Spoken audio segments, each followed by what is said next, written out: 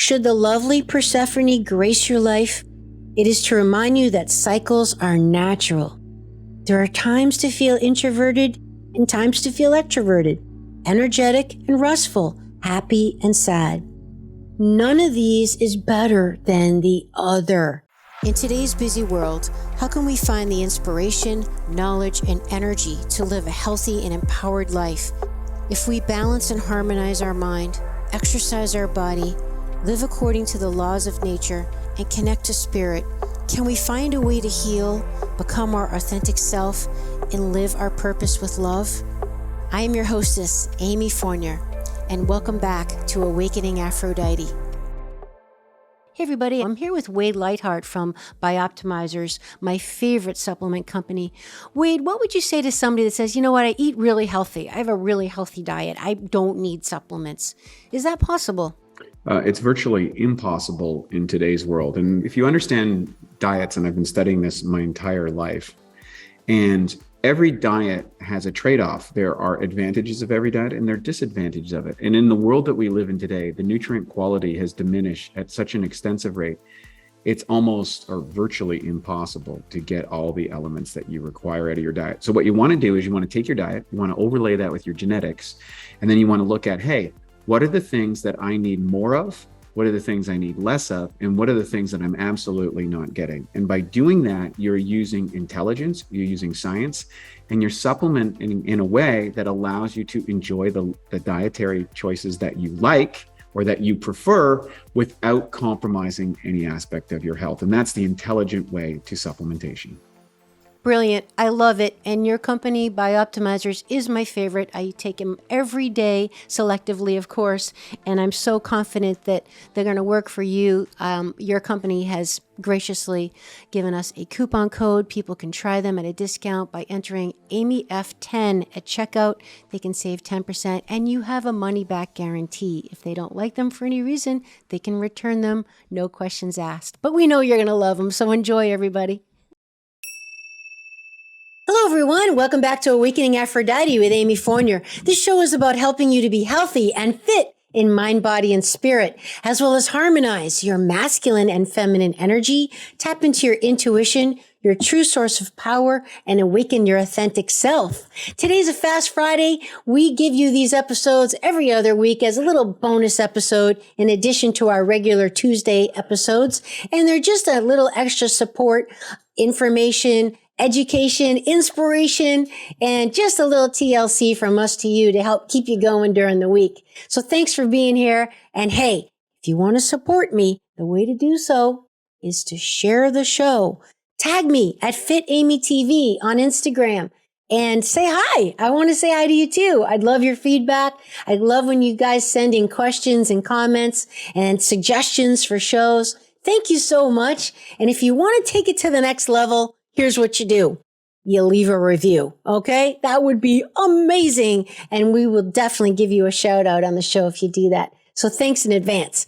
Today's show, we're going to talk about, it's a continuation of a series that we've started on goddesses and sirens. Goddesses and sirens. Yes, indeed. If you like this kind of thing, you're going to want to check out all the goddesses and sirens in this series. For sure. Trust me, I had a hard time deciding which ones. Today, we're going to talk about two more. Today, we're going to talk about Qetesh and Persephone. You've probably heard of Persephone. And if you hadn't heard of Qetesh, that's why I'm sharing her with you today, because you need to hear about her. I do want to mention that this show, I am referring to the work of Stacey Demarco, who actually wrote the guidebook, Goddesses and Sirens. Okay, so shout out to Stacey Demarco. Thank you so much. It's because of you we're sharing this information with the Awakening Aphrodite audience. So here we go. Qetesh. Oh, yes. So her message is pleasure. Pleasure should be made a priority. Repeat after me, ladies. Pleasure should be made a priority. Actively seek it. Do not forget what makes you happy. Become more aware of the obstacles to your own pleasure. This is the message of Qetesh. Qetesh was a Sumerian goddess. She was later worshipped by the ancient Egyptians as well. While she endured as an aspect of Hathor, who was another goddess, by the way. She was originally a deity of pleasure. How about that? Okay, like if you're going to come incarnate or come to the world, I'd like to come as the goddess of pleasure. Sign me up for that one, for sure. All right. Oh my God, yes. Qetesh demonstrated that pleasure is sacred. How about that for a concept? Pleasure is sacred. And the sacred is pleasure. So they're interchangeable. Don't you love that concept? Her devotees believed that every time they experienced the fullness of joy, happiness, and pleasure just for the sake of it, as long as it did not break the law, it was a prayer to the goddess. How about that? I love that concept. This may seem a strange way to look at pleasure, especially if we look at this through a traditional Western Christian framework. Qetesh's cult viewed pleasure as holy rather than something to be controlled by guilt, regret, or shame. Ring a bell, anybody? If we don't allow ourselves to experience pleasure, whether it take the form of laughter, play, sensuality, or practicing our talents, we are less than whole. We need to recognize that over time, we are much less effective in our emotional and public lives if we do not experience regular doses of pleasure. Now, this is a super Aphrodite concept, everybody, okay? If you grew up like me, Puritan work ethic, nose to the grindstone, push it, push it, push it. How about this for a revelation? That you want to recognize that we're actually more effective when we experience pleasure regularly. Now, not productivity, pleasure. Hello? I just got to take a coffee break on that one and meditate on that. I love it. If we focus too much on serious issues and take ourselves too seriously, then our lives are not complete. Not to mention, they're no fun. Life, work, friends, and family can be overwhelming at times, and our rational minds seem to need every available minute of our time to cope with the demands of the everyday. Even those of us who have more physical natures, such as those who participate in sports on a regular basis or athletics, often turn their pleasurable activity into a mental game by making it a competition. A big part of pleasure is letting go. True. This does not mean surrender, as in giving up. Remember, you hear me say this all the time. There's a difference between surrendering and giving up. Very different, not synonymous. So a big part of pleasure is letting go. And it doesn't mean surrender. It simply means to hand over all of our stress and worries. Let it go. So the shadow side of Qetesh. Of course, making pleasure the only goal in life is dangerous.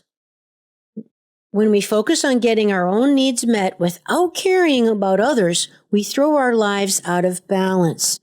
Remember, Qetesh's message is to seek pleasure, but not at the expense of others or the expense of your own balance, right? It's like the Taoist principle.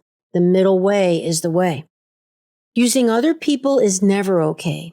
And when you pursue only your own pleasure without thinking of how it affects others, you don't experience true pleasure at all.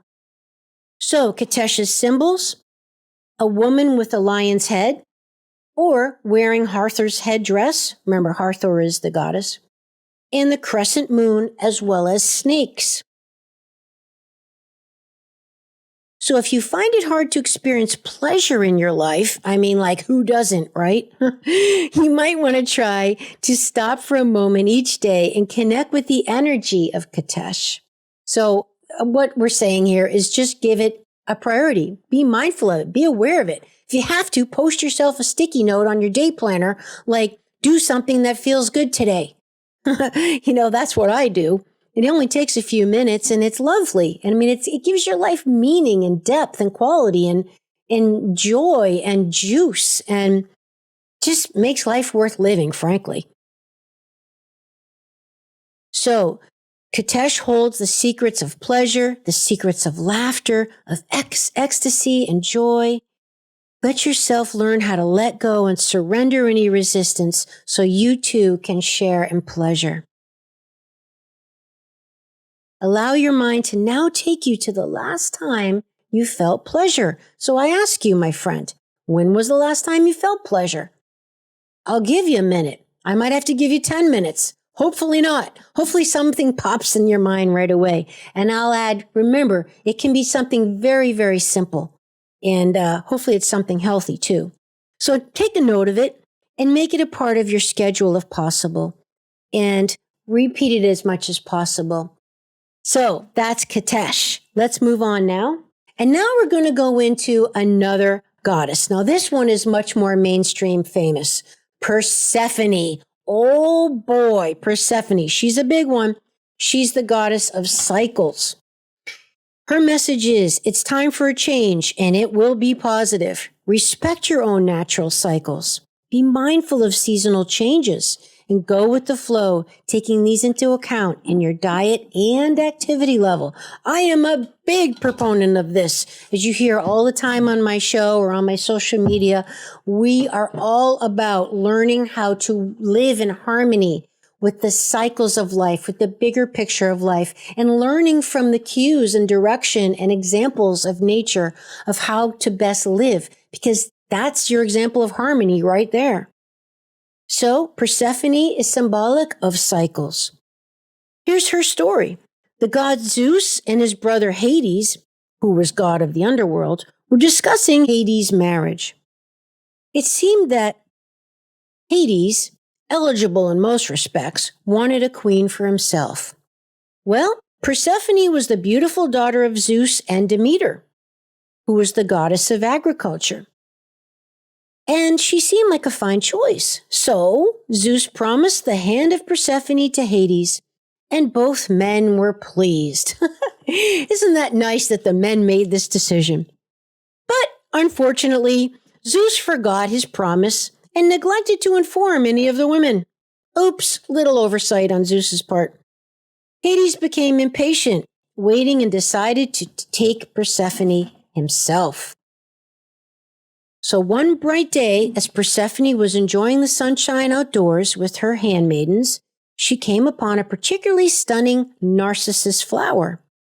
As she picked it, she heard a great rumbling. Hades arose from the ground and seized her. Persephone struggled, but Hades overpowered her and took her down into the underworld. Down, down, down, down.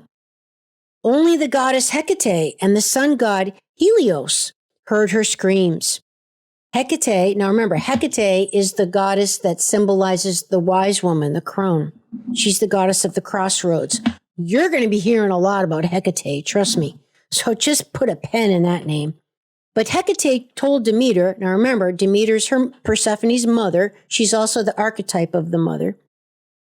So she told Demeter what she heard. She heard Persephone's screams. Being a devoted and loving mother, Demeter frantically searched for her daughter, but to no avail. As she could think of nothing else besides her daughter, who was missing, she began to neglect her role of grain giver and earth mother. And so the fields all began to die. So basically, everything started to die on the earth. Soon the people began to starve, and they cried to Zeus to save them. Helios told Demeter of Hades' act, and Zeus was forced to demand that Hades return Persephone ASAP. In the underworld, meanwhile, Persephone missed the world above, but had begun to like Hades a little bit. I guess he was growing on her.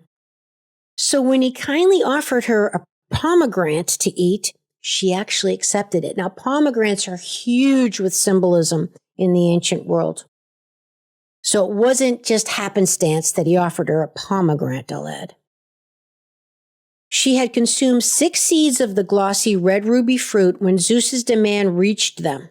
According to the fates, if food or drink is consumed in the underworld, one must remain there. So it seemed Persephone would have to stay in the world of shadows. Yikes! Zeus, however, came up with a compromise. Persephone would spend 6 months with Hades, which is down in the underworld, and 6 months above with Demeter, her mom. As Persephone leaves the darkness, the goddess Hecate meets her, flaming torches in hand, and guides her back to the blue sky and her mother. Now that's really symbolic. Remember I told you to put a pen in Hecate? Yep, because she's the wise woman. She is the ultimate guide to guide you towards something wise, right? She's also known as the goddess of the crossroads. And it's not a coincidence that Hecate was the one who basically saved Persephone and brought her home. Demeter, in her joy, resumes her work with the fields.